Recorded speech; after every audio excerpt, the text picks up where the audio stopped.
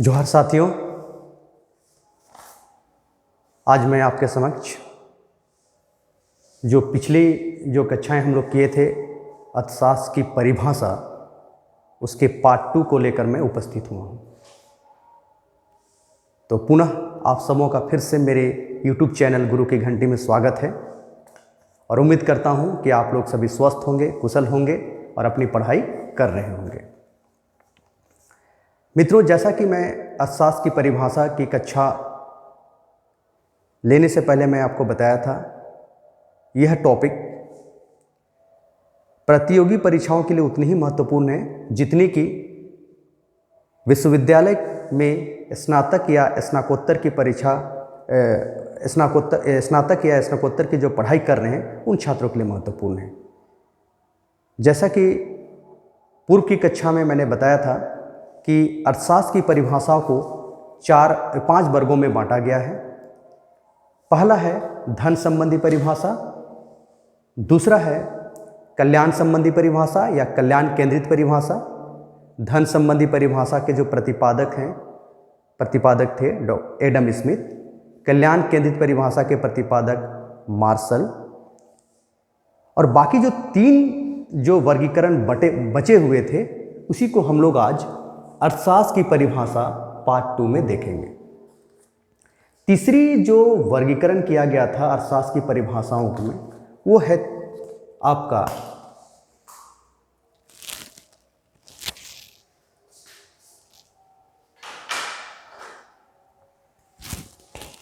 तीसरी जो परिभाषा किया गया था वर्गीकरण, वो था आपका सीमितता या दुर्लभता संबंधी परिभाषा।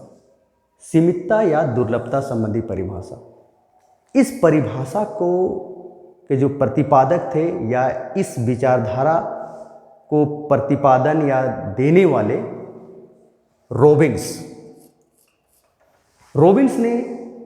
प्रोफेसर रॉबिन्स ने अपनी प्रसिद्ध पुस्तक जो 1932 में प्रकाशित हुई थी an essay on the nature and significance of economic science.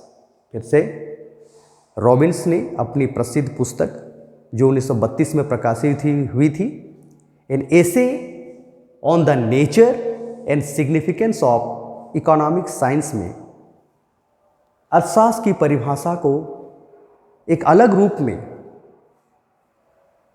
परिभाषित करने का प्रयास किया था और वह था, उसका जो आधार था वो था सीमितता या दुर्लभता संबंधी परिभाषा। रॉबिन्स का मानना था कि अर्थव्यवस्था में उत्पादन के जो साधन हैं वो सीमित हैं, यानी मीन्स आर लिमिटेड, और जो आवश्यकताएं जिसको हम लोग एम्स भी बोलते हैं या साध्य बोलते हैं वे अनंत हैं। यही समस्या समाप्त नहीं होती है कि साधन सीमित है और आवश्यकताएं अनंत हैं, लेकिन सबसे बड़ा समस्या ये उत्पन्न होता है जो सीमित साधन है उनका वैकल्पिक प्रयोग हो सकता है। अर्थात जो आपके पास साधन है उसको आप लोग कई आवश्यकताओं में प्रयोग में ला सकते हैं, यानी उन सीमित साधनों में एक और समस्या उत्पन्न हो जाती है, उनके वैकल्पिक प्रयोग हो सकती है और उसके साथ साथ उनकी चुनाव की समस्या उत्पन्न हो जाती है। और जो सीमित साधन है वे दुर्लभ हैं क्योंकि उनकी जो डिमांड है वो सप्लाई की तुलना में काफ़ी अधिक है, यानी सप्लाई कम है, डिमांड अधिक है, इसलिए वे दुर्लभ है। उन्होंने जो अपनी परिभाषा दी थी वो इस प्रकार था, अर्थशास्त्र वह विज्ञान है जो साध्यों तथा वैकल्पिक उपयोग वाले सीमित साधनों के संबंध के रूप में मानव व्यवहारों का अध्ययन करता है। देख लीजिए, साध्यों तथा वैकल्पिक उपयोग वाले सीमित साधनों के संबंध के रूप में मानव व्यवहारों का अध्ययन करता है। तो रॉबिन्स का मानना था कि चूंकि साधन सीमित है, उनका वैकल्पिक प्रयोग हो सकता है, तो ऐसे में लोगों के समक्ष चुनाव की समस्या उत्पन्न हो जाती है, जिसे ही हम लोग आगे चलकर आर्थिक समस्या के नाम से जानते हैं, यानी चुनाव की समस्या ही आर्थिक समस्या है। अब हम लोग देखते हैं कि रॉबिन्स की जो परिभाषा आई, उनके पहले 2 अर्थशास्त्री पूर्व के एक एडम स्मिथ और मार्शल ने अपने अपने दृष्टिकोण से उसको परिभाषित करने का प्रयास किया था। तो एडम स्मिथ की जो परिभाषा थी वो परिभाषा पूरी की पूरा वो मानते थे कि अर्थशास्त्र धन का विज्ञान है और वो उसी पर धन पर ही केंद्रित थे। तो इस तरह से जो एडम स्मिथ की जो परिभाषा थी काफ़ी संकीर्ण या नैरो कंसेप्ट थी। मार्शल थोड़ा सा उनसे आगे आए और उनका कहना था कि नहीं, अर्थशास्त्र जो है सामाजिक मनुष्यों का अध्ययन करता है और उनके केवल भौतिक क्रियाओं का अध्ययन करता है। अर्थशास्त्र क्या है? सामाजिक मनुष्यों की भौतिक क्रियाओं का अध्ययन करता है जिनका उद्देश्य क्या होता है? कल्याण की प्राप्ति करना। यानी धन का अध्ययन मार्शल ने भी किया था, लेकिन उनका कहना था कि धन का प्रयोग हम लोग एज ए साधन के रूप में करते हैं। किसके लिए? भौतिक कल्याण को या कल्याण को प्राप्ति के लिए करते हैं। रॉबिन्स की जो परिभाषा को देखते हैं तो रॉबिन्स कहते हैं कि नहीं, केवल सामाजिक मनुष्यों का अध्ययन नहीं करना चाहिए, बल्कि मानवीय अर्थशास्त्र एक मानव विज्ञान है और चाहे कोई व्यक्ति समाज में रहे या समाज के बाहर रहे, जो अर्थशास्त्र का जो मूल विषय वस्तु है वो सभी जगह लागू होती है। और उनका कहना था कि हमें केवल सामाजिक मनुष्यों की भौतिक क्रियाओं का अध्ययन नहीं करना है, बल्कि भौतिक और अभौतिक सभी क्रियाओं का अध्ययन करना है जहां सीमितता या दुर्लभता संबंधी विचार उत्पन्न होते हैं, अर्थात चुनाव की समस्या उत्पन्न होती है। तो जहां मार्शल की जो परिभाषा थी वो वर्गात्मक थी, यानी कैटेगराइज किया था उन्होंने भौतिक, अभौतिक, सामाजिक, असामाजिक। तो रॉबिन्स उससे आगे चले गए और उनका जो रॉबिन्स का जो विश्लेषण है, जो रॉबिन्स का जो विचारधारा है, उसको हम लोग कह सकते हैं एक विश्लेषणात्मक या एनालिटिकल व्यू के रूप में उन्होंने अर्थशास्त्र को देखा। तो इस तरह अर्थशास्त्र की जो परिभाषा का जो वर्गीकरण था, धन केंद्रित परिभाषा, कल्याण केंद्रित परिभाषा और सीमितता या दुर्लभता संबंधी परिभाषा, उसको हम लोगों ने देख लिया। इसके बाद एक और अर्थशास्त्री हुए भारत में जिन्होंने आवश्यकता विहीन परिभाषा दी। हालांकि जब रॉबिन्स ने अपनी परिभाषा प्रस्तुत की, सीमितता या दुर्लभता संबंधी परिभाषा, तो आने वाले अर्थशास्त्री जैसे प्रोफेसर सैमुअल्सन ने रॉबिन्स की परिभाषा को कई दृष्टिकोण से आलोचना की। थोड़ा सा हम लोग रॉबिन्स की परिभाषा की आलोचना देख लेते हैं, कई दृष्टिकोण से किए। पहला आलोचना ये कहा, जहां मार्शल आदर्शात्मक विज्ञान के रूप में अर्थशास्त्र को देख रहे थे, रॉबिन्स उनसे आगे आए और उनको एक क्या बोला? वास्तविक विज्ञान कहा। अर्थशास्त्र क्या है? एक वास्तविक विज्ञान है जो कि यह कोशिश करता है कि कैसे हम सीमित साधनों से असीमित आवश्यकताओं की पूर्ति करें और अपनी प्राथमिकताओं के आधार पर अपने साधनों का चयन करें। लेकिन उन्होंने आदर्शात्मक पहलू को शामिल नहीं किया, यानी क्या उत्पादन है ये तो बात की, लेकिन क्या उत्पादन होना चाहिए या व्हाट आउट टू बी, क्या होना चाहिए, इस पर उन्होंने बात नहीं किया।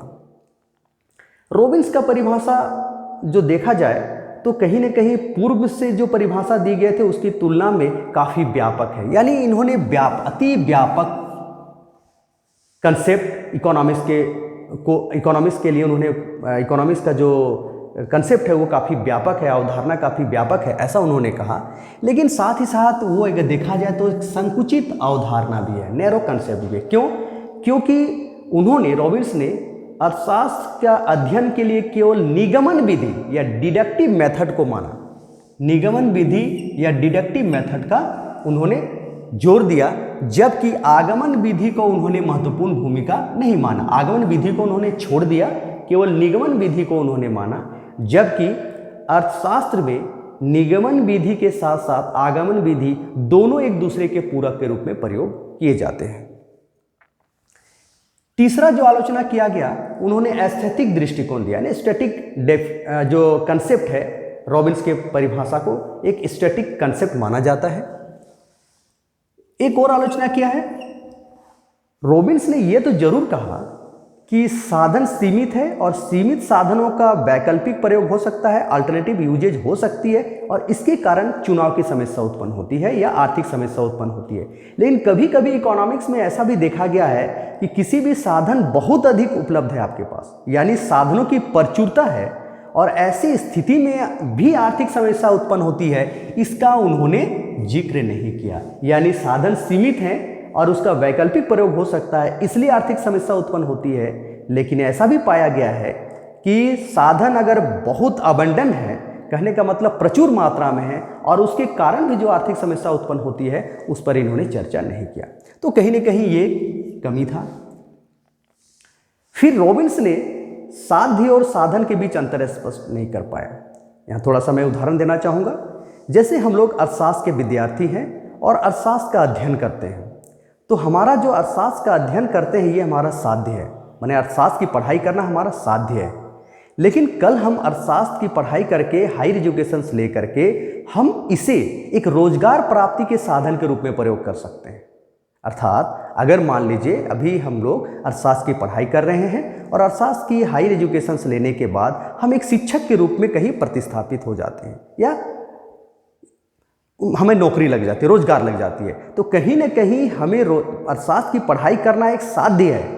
लेकिन अर्थशास्त्र की पढ़ाई के द्वारा प्राप्त करने की शिक्षा प्राप्त करने के बाद अगर हमको इससे रोजगार प्राप्त हो जाती है तो कहीं ना कहीं अब हमें अपनी आवश्यकताओं को पूरा करने के लिए उस रोजगार से जो प्राप्त आय होगा उसको हम लोग प्रयोग कर सकते हैं, साधन के रूप में प्रयोग कर सकते हैं। यानी साध्य और साधन में रॉबिन्स ने एक स्पष्ट अंतर करने का प्रयास नहीं किया। साथ ही साथ रॉबिन्स ने अर्थशास्त्र के कल्याणात्मक या व्यवहारिक पहलू को ध्यान नहीं दिया, ये भी इसकी आलोचना की गई है। आगे आते हैं आवश्यकता विहीन परिभाषा, यानी अर्थशास्त्र की जो परिभाषा का जो चौथा वर्गीकरण है वो है आवश्यकता विहीन परिभाषा। उसके प्रतिपादक है प्रोफेसर जेके मेहता, जिन्हें दार्शनिक अर्थशास्त्री के नाम से भी जाना जाता है। प्रोफेसर जेके मेहता का जो विचार है वे कहते हैं कि संतुष्टि माने साधन सीमित है और साधनों की पूर्ति साधनों का प्रयोग हम क्यों करते हैं? अपनी आवश्यकताओं को पूरा करने के लिए या संतुष्टि करने के लिए करते हैं। लेकिन जेके मेहता कहते हैं, जो अपनी आवश्यकता विहीन परिभाषा में उन्होंने अर्थशास्त्र की जो परिभाषा देने का प्रयास किया है उसमें वो कहते हैं कि संतुष्टि के अधिकतम करने की दो विधि हो सकती है। यानी हम अपनी संतुष्टि को अधिकतम कैसे कर सकते हैं? दो विधि से कर सकते हैं। एक तो हम अपनी इच्छा में वृद्धि कर देंगे। मनुष्य क्या करेगा? अपनी इच्छा में वृद्धि कर देगा, तो इच्छा में वृद्धि हो जाएगी तो अगर हम इच्छा की पूर्ति कर पाते हैं, अपनी वृद्धि जैसे ही हम इच्छा में वृद्धि करते हैं और उस इच्छा में वृद्धि हो जाने से, अर्थात पहले अगर मान लीजिए हम चाय पीते थे, अगर हम अब कॉफ़ी पी लें, अगर मान लीजिए मेरे पास एक टू व्हीलर है, दो पहिया वाहन है, अगर हम अपनी इच्छा को बढ़ा दें और हम अपने चार पहिया वाहन की ओर ले जाएं तो कहीं ना कहीं हमारी इच्छा में वृद्धि हो जाएगी और हमारा सेटिस्फेक्शन बढ़ जाएगा। दूसरा हो सकता है कि हम अपनी इच्छा में कमी कर दें।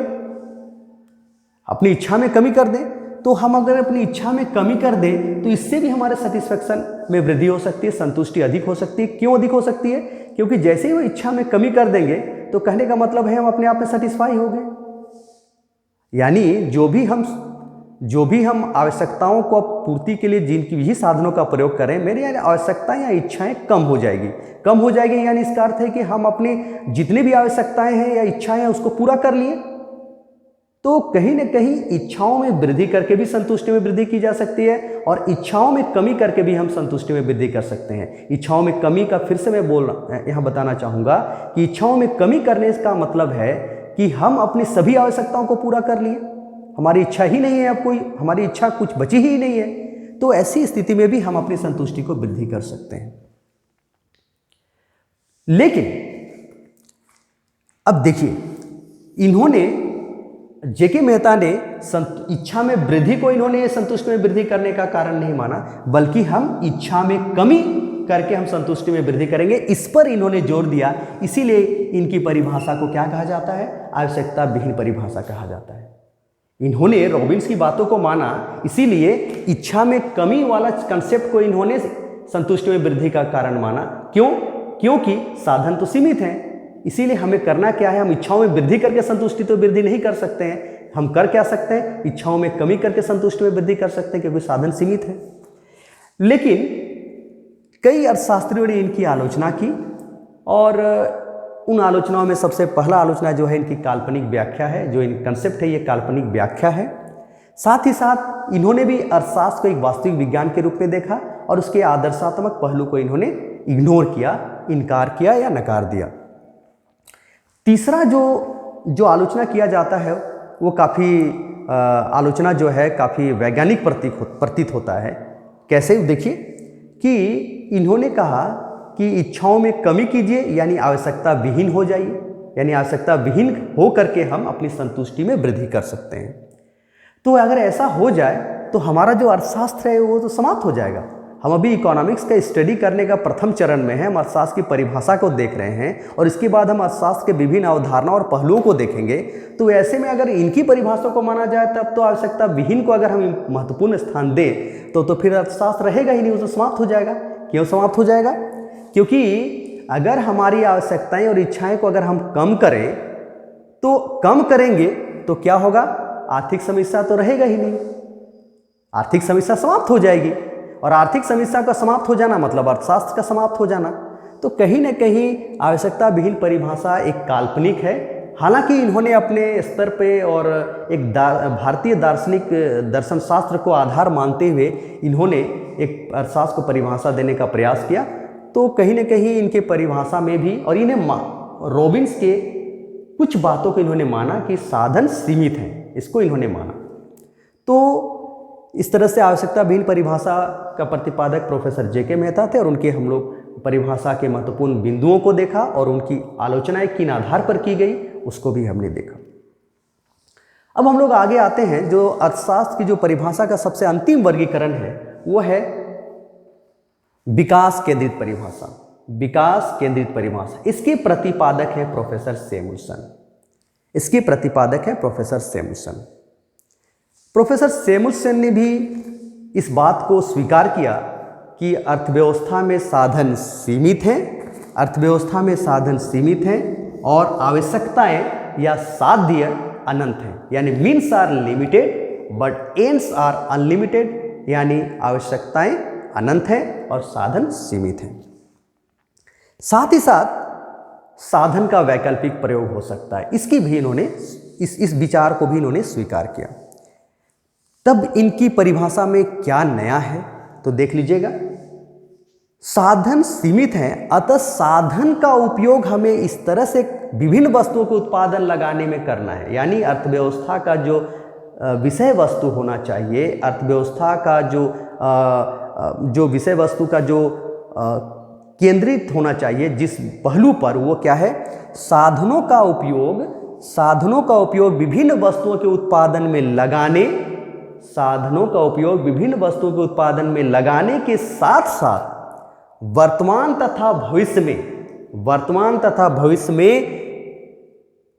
विभिन्न समूहों में उसका वितरण, ताकि ओवरऑल समाज का कल्याण हो सके, लोगों का कल्याण हो सके, इस बात का अध्ययन करना अर्थशास्त्र का विषय वस्तु होना चाहिए। यानी साधनों का प्रयोग हम विभिन्न वस्तुओं में किस प्रकार से कर रहे हैं, यह भी अर्थशास्त्र का विषय वस्तु है, अर्थशास्त्र का अध्ययन का केंद्र बिंदु होना चाहिए। और साथ ही साथ उस साधन को वर्तमान तथा भविष्य में किस तरह विभिन्न समूहों में वितरित करते हैं, ये भी अर्थशास्त्र का विषय वस्तु या अर्थशास्त्र का जो मुख्य उद्देश्य होना चाहिए, ये होना चाहिए।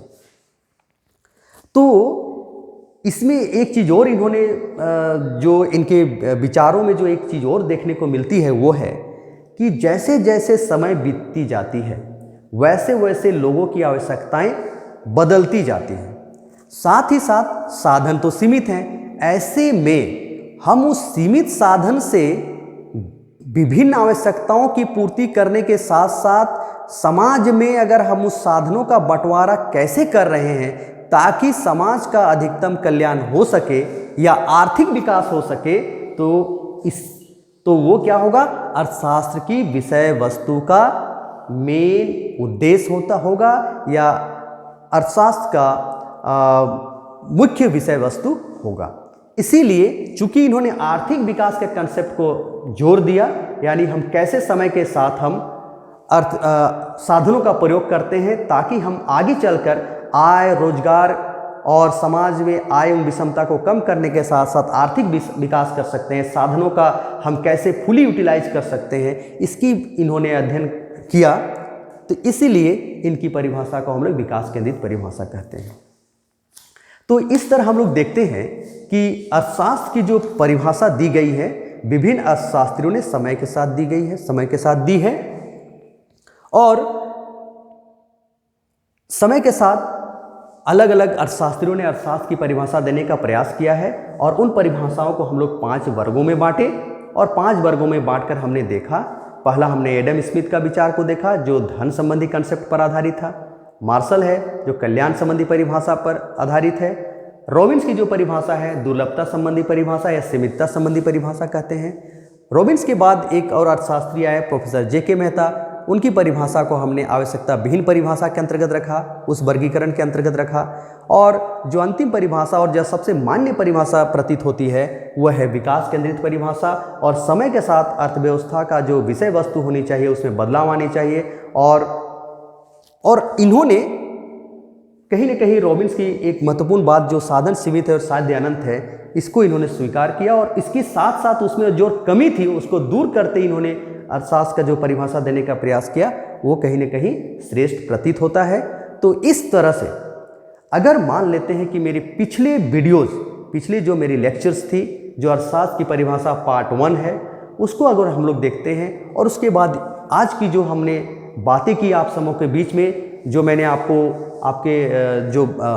मैंने जो महत्वपूर्ण तथ्यों से अवगत कराने का प्रयास किया, अगर इन दोनों को अगर हम लोग दोनों 2 दिनों की कक्षाओं का अगर हम मिला देते हैं तो कहीं न कहीं जब प्रश्न अगर आता है आपको, चाहे वो विश्वविद्यालय के परीक्षाओं से संबंधित प्रश्न हो कि अर्थशास्त्र क्या है, अर्थशास्त्र की विभिन्न परिभाषाओं का विस्तार से वर्णन करें, तो आप देख सकते हैं मैंने प्रत्येक जो परिभाषाओं का जब वर्गीकरण किया था उसके बाद उस परिभाषा में क्या कमी पाई गई थी, क्या उसमें श्रेष्ठ बातें थी, क्या सुधार हुआ और आने वाले अर्थशास्त्रियों ने उसको किस तरह से नए तरीके से प्रस्तुत किया, इन सब का आपके समक्ष में रखने का प्रयास किया हूँ। तो मुझे लगता है कि अर्थशास्त्र की जो परिभाषा है आप सबों को अच्छी तरह से समझ में आ गई होगी। तो मैं उम्मीद करता हूँ कि आज का जो ये मेरा जो वीडियोज़ है, जो लेक्चर्स है, ये आपके लिए काफ़ी फ़ायदेमंद होगी। और मैं पुनः आप लोगों से यह उम्मीद करता हूँ कि इस वीडियोज़ को अधिक से अधिक शेयर करें और लाइक करें। और अगर आप सभी ने मेरे YouTube चैनल गुरु की घंटी को सब्सक्राइब नहीं किया है तो सब्सक्राइब करें, ताकि जो नए नए वीडियोज़ या नए नए तथ्य मैं जो आपके समक्ष रखूँगा वो आपके तक आसानी से पहुँच सके। धन्यवाद। जोहार।